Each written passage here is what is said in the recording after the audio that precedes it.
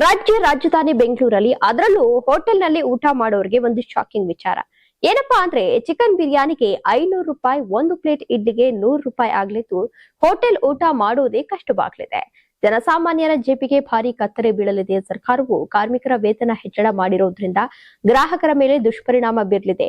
ಬಿರಿಯಾನಿ ದರ 500ಕ್ಕೆ ತಲುಪಲಿದೆ ಎಂದು ಕರ್ನಾಟಕ ರಾಜ್ಯ ಹೋಟೆಲ್ಗಳ ಸಂಘ ಈಗಾಗಲೇ ಎಚ್ಚರಿಸಿದೆ.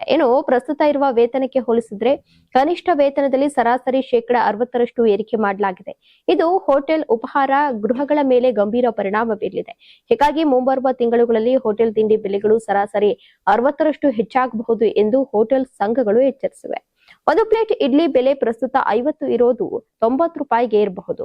80ರಿಂದ 90 ರೂಪಾಯಿ ಇರುವ ಮಸಾಲೆ ದೋಸೆ ದರ 150 ರೂಪಾಯಿಗೆ ತಲುಪಬಹುದು.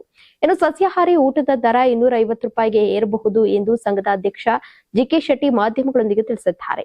ಸರ್ಕಾರವು ತಾಲೂಕು ಮಟ್ಟದಲ್ಲಿ ಕೌಶಲ್ಯರಹಿತ ಕಾರ್ಮಿಕರಿಗೆ 19,300, ಜಿಬಿಎ ವ್ಯಾಪ್ತಿಯಲ್ಲಿ 23,376ರಿಂದ ಹಿಡಿದು ಕೌಶಲ್ಯ ಹೊಂದಿದ ಕಾರ್ಮಿಕರಿಗೆ 31,100 ರೂಪಾಯಿವರೆಗೆ ಕನಿಷ್ಠ ವೇತನ ಪರಿಷ್ಕರಿಸಿದೆ.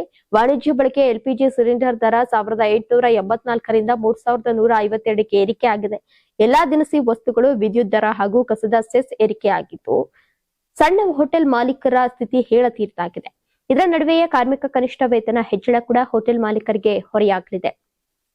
ಇನ್ನು ಕನಿಷ್ಠ ವೇತನ ಪರಿಷ್ಕರಣೆ ಜಾರಿಗೊಳಿಸುವ ಸಂದರ್ಭದಲ್ಲಿ ಆತಿಥ್ಯ ಕ್ಷೇತ್ರವನ್ನ ಪ್ರತ್ಯೇಕ ವರ್ಗವಾಗಿ ಪರಿಗಣಿಸುವಂತೆ ಸರ್ಕಾರಕ್ಕೆ ಹೋಟೆಲ್ ಮಾಲೀಕರು ಸಂಘ ಏನಿತ್ತು ಆ ಸಂಘ ಈಗಾಗಲೇ ಮನವಿಯನ್ನ ಮಾಡಿತ್ತು. ಆದ್ರೆ ಈ ಮನವಿಯನ್ನ ಸರ್ಕಾರ ಪರಿಗಣಿಸಿರಲಿಲ್ಲ.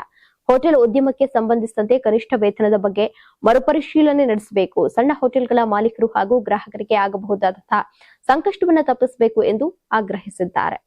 ನೀವು ಸಣ್ಣ ಆಗ್ಬೇಕಲ್ವಾ? ಅದು ಒಂದು ಉತ್ತಮ ಆಹಾರದಿಂದ ಸಣ್ಣ ಆಗ್ಬೇಕಲ್ವಾ? ಪ್ರತಿದಿನ ನಮ್ಮ ಜೀನಿ ಸ್ಲಿಮ್ ನ ಯೂಸ್ ಮಾಡಿ ಯಾವುದೇ ಸೈಡ್ ಎಫೆಕ್ಟ್ ಇಲ್ದಂಗೆ ನೀವು ಸಣ್ಣ ಆಗ್ತೀರಾ.